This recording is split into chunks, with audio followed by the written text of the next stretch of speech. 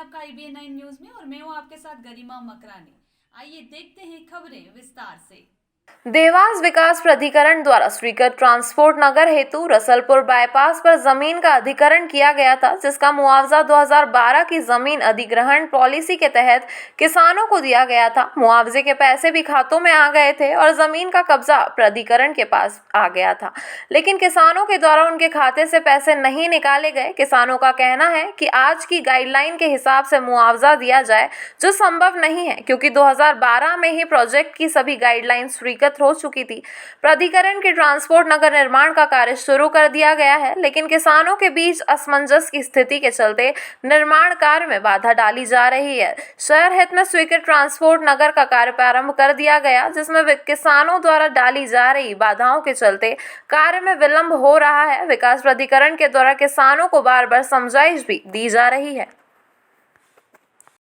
रुखसार भी अली, क्या किस तरह का विरोध प्रदर्शन कर रहे हैं आप? ये ज़मीन हमारी है, पुस्तकों की 100 साल पुरानी ज़मीन हमारी है और हमने हमारे बुजुर्गों ने आज से चटनी खा खा कर ज़मीन को रखी है और हमने एक दिन का नहीं बेचा ज़मीन को। क्या किसको ज़रूरत नहीं पड़ती, पैसे की हर किसी को ज़रूरत पड़ती है। लखपति को ही खाली ज़रूरत है पैसों की, गरीबों को कुछ ज़रूरत नहीं है क्या? लेकिन है ना, सरकार कुछ नहीं सोच रही। सरकार ये सोच रही है खाली गरीबों का ही खून चूस रही है सरकार। क्या मांगे आपकी, क्या चाहते हैं आप? हम तो ये चाहते हैं हमारी पुस्तकों की ज़मीन हम नहीं देना चाहते और दो तो पैसा और दे तो आज की गाइडलाइन के हिसाब से 2 करोड़ की ज़मीन, 3 करोड़ की ज़मीन है ये, इसलिए हमको ज़मीन के आज की गाइडलाइन के हिसाब से पैसा चाहिए। अभी आपको सरकार क्या पैसा दे रही है? 4 लाख रुपए बीघा दे रही है हमारे को ज़मीन, अच्छा, और हमारी कुछ भी सुनवाई नहीं कर रही। और हमने केस लगाया, 20 साल हो गए हमारी ज़मीन पे केस लगाए के 2008 से गाइडलाइन पे डाल दी गई है। जब से हमने ज़मीन पे केस लगाया है, केस लगाने के बावजूद भी हमारे को दो बार हम केस जीत चुके हाई कोर्ट से, लेकिन हमारी सुनवाई कोई नहीं कर रहा।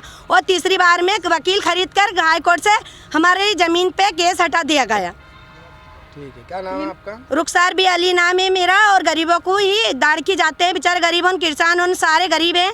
किसानों का भला करती है सरकार, लेकिन कोई भला नहीं कर रही। लखपति रोड पे नहीं चल रहा, गरीब ही रोड पे चल रहा है। गरीब ही डब्बा लेकर टिफिन लेकर खोद रहा है ज़मीनों को, जड़ों को, और तगारी भी गरीबी तोक रहा है। लखपति कोई नहीं तोक पा रहा है, लेकिन गरीबों का ही खून चूस चूस के लखपति बन रहे हैं ये लोग। हमको हेवी रोड बताइए, क्या मामला है? प्रशासन की टीम आई है और विरोध चल रहा है, ये क्या है? ये जो प्रशासन की टीम आई एक विकास प्राधिकरण कह सकते हैं, उसे विकास प्राधिकरण नहीं विनाश प्राधिकरण का नाम दिया हमने, क्योंकि किसानों का एक तरह से देखा जाए तो विनाश करने जा रही है। यहाँ जो टीम आई है अभी किसानों के साथ में इतना बड़ा छलावा कर रही है। पिछली बार हमने जब उनको भगाया था और हमारी चर्चा हुई थी कि जब तक हमारी आपसे चर्चा नहीं हो तब तक आपको यहाँ पे काम नहीं करना है, उसके बावजूद में आज उन्होंने हमारी चर्चा नहीं हुई, उसके बावजूद उन्होंने आज यहाँ पे काम चालू कर दिया। इस विषय को लेकर आप भोपाल भी गए थे? इस विषय को लेकर हमने मुख्यमंत्री जी के सामने बात रखी। मुख्यमंत्री जी का कहना है कि विकास प्राधिकरण भी हम भंग करेंगे, और दूसरा ये उनका कहना है कि जब तक किसान की सहमति नहीं होगी जब तक ज़मीन किसान की कोई छीन नहीं सकता। इससे तो ये जाहिर होता है कि वो भी लालीपाप दे रहे हैं केवल। किसान है यहाँ पे अभी 22 किसान हैं, मतलब ज़मीन 22 किसानों की 44 बीघे ज़मीन है, और पहले 54 बीघे थी तो उससे 10 बीघा बाहर कर दी गई। तो अब वो बाहर कैसे कर दी गई? किसानों को सही मुआवजा दिया जाए आज की गाइडलाइन से।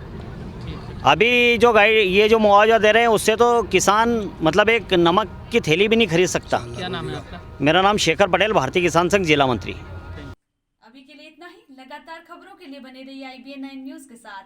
नमस्कार।